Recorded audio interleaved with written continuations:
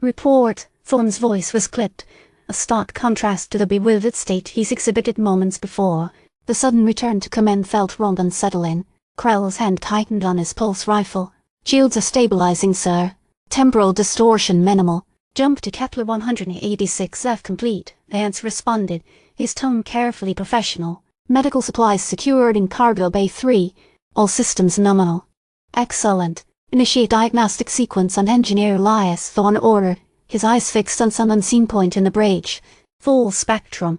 Priority 1. Krell felt a chill crawl up his spine. The diagnostic wasn't about Elias's physical condition. It was about something else. Something hidden within his mind. He exchanged a fleeting, desperate glance with Elias, slumped over the diagnostic console, unresponsive. A fleeting image flashed through Krell's mind, a network of impossible geometries, pulsing with sickly green light, and at its center, a single colossal eye, radiating an almost unbearable pressure. Sir, with all due respect, Engineer Elias requires rest. He's exhibiting signs of severe mental fatigue, Vance ventured, a hint of defiance in his voice. Thorne didn't acknowledge the comment. The diagnostic is essential, Vance. Carry out my orders.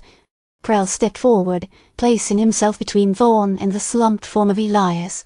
Sir, I concur with Vance. Pushing him further could be detrimental to his recovery, and potentially compromise the mission. Thorne slowly turned his head, his expression unreadable. Lieutenant, are you questioning my authority? No, sir. I'm merely expressing concern for the well-being of a valuable member of our crew. Krell held his ground, forcing himself to meet Thorne's gaze. He felt a wave of mental pressure, a subtle probing of his thoughts, but he braced himself, clinging to the memories of his wife and children, his anchor against the rising tide of influence. Your concern is noted, Lieutenant.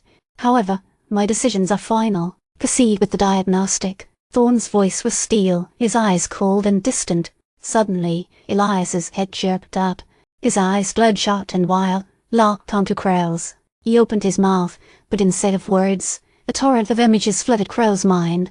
Fractured timelines, impossible architecture, grotesque, alien faces flickering in the darkness, and then a single, terrifying image Thorne, bathed in emerald light, raising his hand in a gesture of power, the colossal eye looming behind him.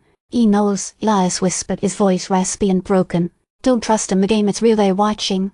Then just as abruptly, Elias's head slumped back onto the console, his eyes closing. The mental torrent ceased. A tense silence hung in the air. Thorne's expression remained impassive. Engineer Elias appears to be experiencing a relapse. The diagnostic will be expedited. Vance, visibly uneasy, began to initiate the diagnostic sequence. Krell felt a knot of dread tighten in his stomach. Elias's warning resonated within his mind. The game it was real, and Thorne, despite his outward appearance of control, was somehow entangled in it. Lieutenant Krell, Thorne addressed him, his voice low and deliberate. I need you to accompany me to Cargo Bay 3. We need to verify the integrity of the medical supplies. It was a test. Krell knew it. An opportunity to observe, to gather information. He nodded. Yes, sir. As he followed Thorne towards the cargo bay, Krell felt a growing sense of unease. He glanced back at Elias, still slumped over the console, a single tear tracing a path down his cheek. He had a feeling that this was just the beginning of a long and perilous journey. A journey that would test his loyalty, his sanity, and ultimately, his very survival. The lights of Kepler 186F shimmered on the viewport as Thorne and Krell entered the cargo bay. Rows of meticulously packaged medical supplies lined the walls.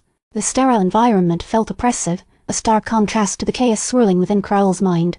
These supplies are vital to the colony's survival, Thorne stated, his gaze sweeping over the cargo. A single compromised batch could have devastating consequences. Krell scanned the cutter, searching for any sign of tampering. Everything appears to be in order, sir. Don't be so hasty, Lieutenant. Appearances can be deceiving. Thorne reached out and touched a particular package, its label subtly altered. Notice anything unusual?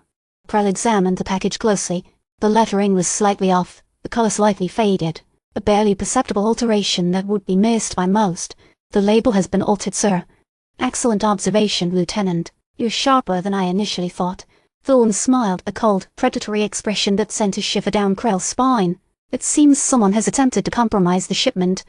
Who would do such a thing, sir? Krell asked, his hand instinctively reaching for his pulse rifle.